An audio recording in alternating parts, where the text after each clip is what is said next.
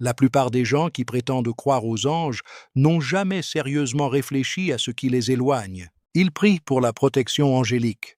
Ils remercient Dieu de l'aide angélique. Mais ils ne se sont jamais assis et ne se sont jamais honnêtement posé la question: y a-t-il quelque chose dans ma maison, quelque chose dans mes habitudes quotidiennes, quelque chose dans ce que je laisse entrer par cette porte qui contredit la présence même pour laquelle je prie?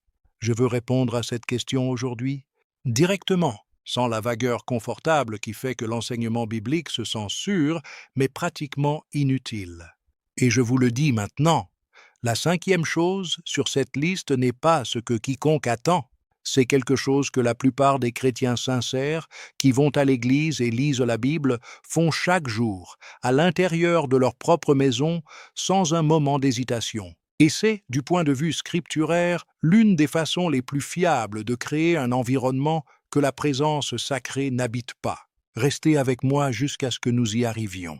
Mais avant de vous donner la liste, permettez-moi de vous donner le fondement sur lequel elle repose. Parce que sans le fondement, une liste n'est que des règles. Et les règles sans compréhension produisent soit du légalisme, soit du désespoir. La Bible ne décrit pas les anges comme de vagues forces spirituelles flottant quelque part dans l'atmosphère, indifférentes au comportement humain. Les anges sont décrits comme des esprits ministres envoyés pour servir ceux qui hériteront du salut, comme Hébreux 1,14 le dit. Ils sont envoyés, ils ont un but et ils opèrent dans un ordre spirituel spécifique. Cet ordre spirituel ne concerne pas simplement la pureté cérémonielle. Il concerne l'alignement entre ce que Dieu construit et l'environnement dans lequel il le construit. Quand votre maison est constamment orientée dans une direction et que vous priez pour que la présence de Dieu l'habite, cette présence ne remplacera pas l'orientation. Elle attendra que l'orientation change. Ce que cela signifie pratiquement, c'est que votre maison a une atmosphère spirituelle. Ce que vous laissez entrer dans cette atmosphère, ce que vous cultivez, ce que vous permettez de rester, façonne si l'environnement est celui vers lequel la présence sacrée gravite ou celui dont elle se retire silencieusement. Non pas parce que Dieu vous a abandonné, parce que la lumière et les ténèbres ne cohabitent pas sans tension, et quand les ténèbres sont invitées et que la lumière n'est pas entretenue, le déséquilibre parle. Maintenant, permettez-moi de vous guider à travers les 5 choses. La première chose qui chasse les anges de votre maison est le péché persistant, non traité, qui a été domestiqué plutôt que confronté, pas le péché contre lequel vous luttez, pas le péché dont vous avez honte et que vous apportez genuinement devant Dieu dans une repentance honnête, le péché qui a été reclassifié, le péché que vous reconnaissiez autrefois comme péché et qui, avec le temps, a reçu un nouveau nom. C'est devenu une faiblesse, puis une particularité, puis une partie de qui vous êtes. Et le processus de domestication s'est produit si progressivement que vous avez à peine remarqué la reclassification à chaque étape. Ésaïe 59,2 ne l'adoucit pas. Ce sont vos iniquités qui mettent une séparation entre vous et votre Dieu. Ce sont vos péchés qui lui font voiler sa face sur vous. Le mot hébreu pour séparation est un terme qui indique une rupture relationnelle, une distance créée. Le péché n'enlève pas l'amour de Dieu, mais il crée une barrière à sa présence ressentie, à la connexion opérationnelle à travers laquelle son œuvre coule. Et la barrière n'est pas érigée de son côté. Elle est érigée d'une autre, par l'accommodation habituelle à ce qu'il ne peut pas cautionner. Ce que cela signifie pour votre maison n'est pas qu'un acte de péché crée un désert spirituel dans votre salon. Cela signifie que quand le péché est nommé, assumé et genuinement apporté à Dieu, la barrière se dissout. La question est de savoir si vous avez l'habitude de le nommer ou l'habitude de le reclassifier. Une habitude garde le canal ouvert, l'autre le ferme progressivement. La deuxième chose est une atmosphère domestique constamment saturée de discorde, de mépris et de déshonneur entre les personnes qui y vivent. Ce n'est pas à propos du conflit occasionnel. Chaque maison a des conflits. La question est de savoir ce que le conflit révèle sur l'orientation sous-jacente des relations. Proverbe 17,1 fait une comparaison qui est architecturalement précise. Mieux vaut un morceau de pain sec avec la paix qu'une maison pleine de festins avec des querelles. Le mot querelle en hébreu ne concerne pas le conflit lui-même, il concerne la contention qui est devenue l'atmosphère, Le conflit qui ne se résout pas parce que la résolution nécessiterait quelque chose qu'une ou plusieurs personnes ne sont pas prêtes à donner. Éphésiens 4, 31 ordonne aux croyants d'ôter d'eux toute amertume, toute animosité, toute colère, tout éclat de voix, toute calomnie et toute espèce de méchanceté. Et Éphésiens 4, 32 suit immédiatement.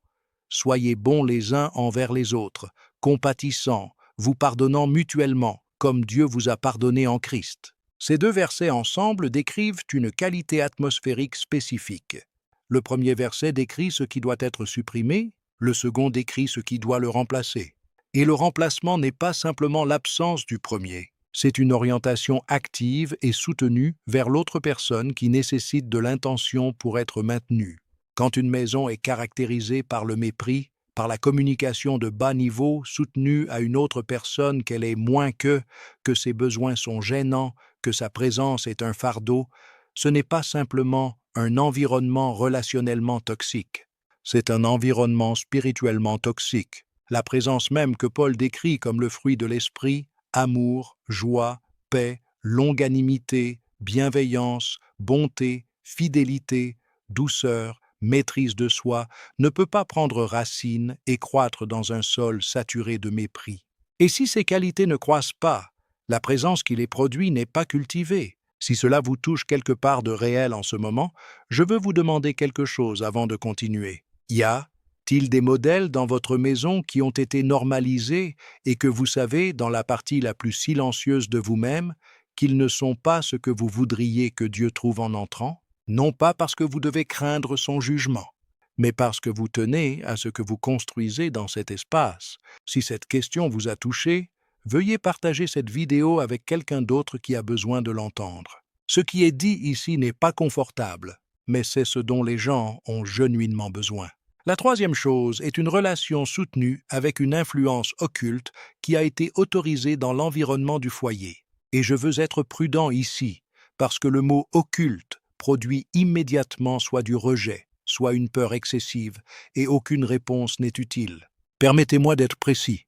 Je ne parle pas principalement de l'occultisme cérémoniel dramatique. Je parle de l'invitation soutenue d'une influence spirituelle qui ne vient pas de Dieu dans l'espace de votre maison et de votre attention. Cela inclut la participation sincère à la divination, à la consultation de forces spirituelles pour des conseils en dehors de Dieu, au divertissement et aux médias dont la posture spirituelle constante est l'inversion de ce que les Écritures décrivent comme sacré. Deutéronome 18 contient une liste étendue de pratiques spirituelles que Dieu décrit comme abominables, et la raison pour laquelle elles sont décrites ainsi n'est pas arbitraire. Elles sont abominables parce qu'elles représentent la substitution d'une relation genuine avec Dieu par la contrefaçon d'une autre influence spirituelle.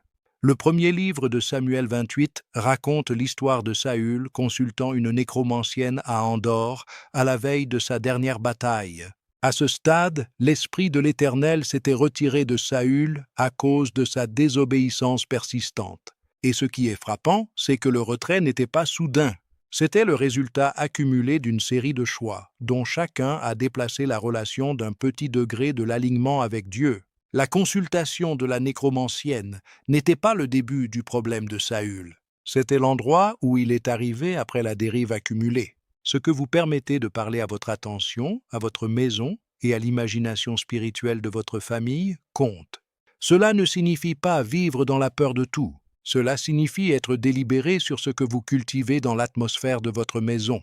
Prêtez très attention à ce que je suis sur le point de partager, car la quatrième chose est là où la plupart des gens deviennent mal à l'aise et où le vrai travail commence. La quatrième chose qui chasse les anges de votre maison est l'absence constante d'adoration intentionnelle, de prière et de la parole vivante dans les rythmes du foyer. Pas l'absence du christianisme comme étiquette, l'absence du christianisme comme pratique vivante dans les heures réelles de la journée. Deutéronome 6, 6, 9 donne une instruction qui concernait spécifiquement le foyer. Dieu dit à Israël de prendre les paroles qu'il leur donne et de les garder dans leur cœur, de les enseigner diligemment à leurs enfants, d'en parler quand ils sont assis à la maison, quand ils marchent sur la route, quand ils se couchent et quand ils se lèvent. La spécificité de cette instruction est intentionnelle. Pas seulement le dimanche, pas seulement les temps de prière formels. Quand vous êtes assis à la maison, quand vous marchez, quand vous vous couchez, quand vous vous levez, l'arc entier d'une journée était censé être vécu dans le cadre d'une connexion consciente à Dieu. Ce à quoi cela ressemble dans une maison moderne n'est pas un service d'église dans chaque pièce. C'est une orientation soutenue de l'attention du foyer, vers où les conversations tendent, ce par quoi les matins commencent, ce que les soirées traitent. Si la parole de Dieu est genuinement présente dans le dialogue de la famille, ou seulement dans le cadre de l'identité religieuse. Si la prière est une conversation vivante ou un rituel exécuté lors des repas et oublié entre eux, une maison qui n'a aucune orientation intentionnelle vers la présence de Dieu utilisera par défaut ce que la culture autour d'elle offre. Et la culture autour d'elle n'offre pas la même chose que Dieu offre. L'atmosphère spirituelle d'une maison n'est jamais neutre. Quelque chose est toujours cultivé. La question est de savoir si la cultivation est intentionnelle. Si vous marchez avec Dieu depuis longtemps et que cette chaîne fait partie de la façon dont vous restez ancré dans un enseignement qui atteint réellement les endroits où vous avez besoin d'ancrage, je veux vous demander de vous abonner maintenant. Et si vous regardez depuis un moment sans vous abonner, c'est le moment. Parce que ce que je veux vous offrir, c'est une conversation soutenue, pas une seule visite. Abonnez-vous et faites le choix de rester dans un endroit où ce type d'enseignement direct, honnête et biblique est constamment disponible pour vous. Maintenant, la 5e chose, celle que j'ai promise au début, celle que la plupart des chrétiens font chaque jour sans aucune conscience de ce qu'ils font. La 5e chose qui chasse les anges de votre maison est la pratique soutenue de l'ingratitude, vécue comme une orientation, pas l'ingratitude occasionnelle.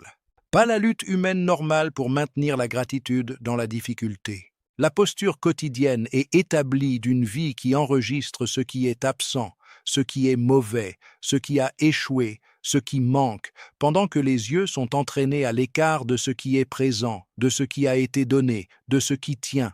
Cela surprendra certaines personnes parce que l'ingratitude semble être une petite chose, une question d'attitude, un défaut de caractère, pas un danger spirituel. Mais la Bible ne la traite pas comme petite. Romains 1, 21 décrit la trajectoire spirituelle des personnes qui se sont éloignées de Dieu, et la première étape de cette trajectoire est celle-ci. Bien qu'ayant connu Dieu, ils ne lui ont rendu ni gloire, ni action de grâce comme à Dieu, mais ils se sont égarés dans leur raisonnement, et leur cœur sans intelligence a été plongé dans les ténèbres. Le chemin de la connaissance de Dieu au cœur enténébré ne commence pas par une rébellion dramatique, mais par l'échec à rendre grâce. L'ingratitude n'est pas le dernier symptôme d'un Dieu qui part. C'est une première cause. Le psaume 100 ne dit pas d'entrer dans sa présence avec un argument théologique soigné, il dit d'entrer dans ses portes avec des actions de grâce et dans ses parvis avec des louanges. Les actions de grâce sont décrites comme la posture à travers laquelle vous entrez.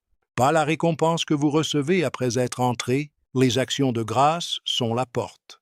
Et si la porte n'est pas pratiquée, l'entrée n'est pas faite. Une maison qui pratique la gratitude, qui la dit à voix haute, qui nomme ce que Dieu a donné avant de nommer ce qui est encore nécessaire, qui entraîne ses membres à voir la provision avant de se concentrer sur le manque, crée une atmosphère spirituelle spécifique. Non pas parce que la gratitude est une formule magique, mais parce que la gratitude est la perception précise de la réalité pour quelqu'un dont la vie est tenue dans les mains d'un Dieu généreux.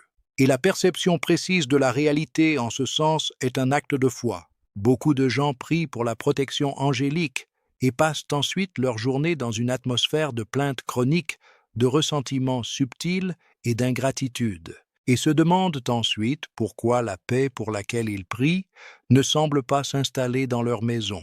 La paix ne s'installe pas là où elle n'est pas accueillie par la posture des habitants. Maintenant, permettez-moi de vous donner la chose que je veux vous laisser, parce qu'elle complète le tableau d'une manière que je trouve genuinement libératrice. Ce n'est pas une liste de conditions que Dieu a imposées pour se rendre difficile d'accès. Chaque chose sur cette liste est aussi une description de ce à quoi ressemble une vie humaine épanouie. Abordez le péché honnêtement. Cultivez l'honneur et la bienveillance dans les relations. Gardez les influences spirituelles que vous invitez. Pratiquez la connexion intentionnelle à Dieu. Vivre dans la gratitude. Ce ne sont pas les conditions pour accéder à la présence de Dieu, comme si sa présence était une récompense pour la performance. Ce sont la forme naturelle d'une vie qui est alignée avec la façon dont il nous a conçus pour vivre. Et quand une vie est façonnée de cette façon, elle est naturellement hospitalière à ce qu'il envoie. Hébreux 13:2 nous rappelle que certains ont logé des anges sans le savoir. L'implication est que les anges se déplacent à travers les espaces ordinaires des vies ordinaires. Ils ne sont pas réservés pour des expériences spirituelles extraordinaires. Ils sont présents dans le banal, dans le foyer ordinaire, dans le mardi sans rien de remarquable. La question est de savoir si le foyer est orienté de telle manière que ce que Dieu y envoie peut réellement rester. Laissez-moi un commentaire aujourd'hui. Dites-moi honnêtement, laquelle de ces 5 domaines, quand vous l'avez entendu, a touché quelque chose dans votre maison que vous savez avoir besoin d'attention? Vous n'avez pas besoin de me donner les détails. Dites-moi simplement quel numéro, parce que le nommer est la première étape honnête vers le changer. Et si vous connaissez quelqu'un qui prie pour la paix dans sa maison, pour la protection de sa famille, pour un sens de la présence de Dieu dans la vie quotidienne de son foyer, partagez cette conversation avec lui aujourd'hui. Ce que j'ai dit ici n'est pas compliqué, mais c'est assez spécifique pour vraiment importer. Que Dieu vous donne la sagesse de cultiver l'atmosphère de votre maison avec intention, qu'il vous donne le courage d'aborder ce qui doit l'être sans honte et la grâce de recevoir ce qu'il envoie quand la porte est ouverte. Que votre maison devienne un espace que ce que Dieu envoie veut habiter. Soyez bénis.